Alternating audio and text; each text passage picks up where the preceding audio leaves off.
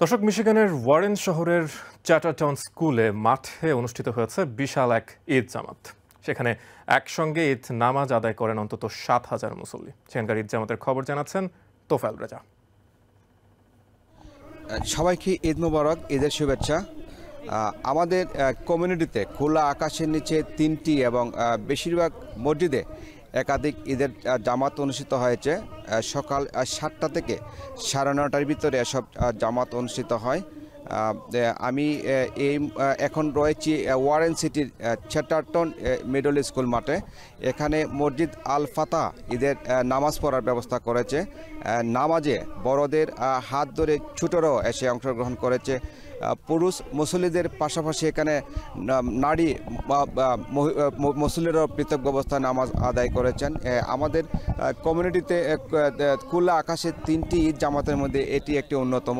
এখানে এক কাতারে খাদে খাদ রেখে পাশে দাঁড়িয়ে কমপক্ষে ৭,০০০ মুসল্লি ঈদ নামাজ আদায় করেছেন।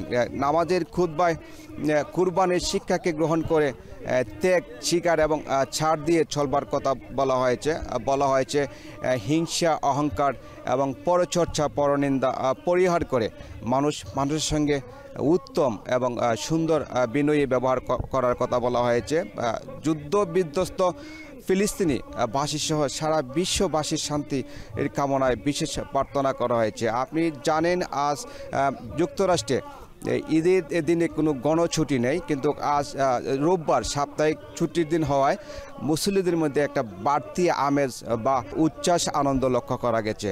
এছাড়া আগামীকাল সোমবারও কয়েকটি মসজিদে ঈদের জামাত অনুষ্ঠিত হবে এবং কেউ ঈদ উদযাপন করবে, এমন খবর পাওয়া গেছে। আমার কাছে এই ছিল ঈদ জামাতের সর্বশেষ খবর। Tofail Reza, TVN 24, Michigan. New York থেকে সম্প্রচারিত TVN 24 টেলিভিশন বিশ্বজুড়ে বাঙালির কণ্ঠস্বর।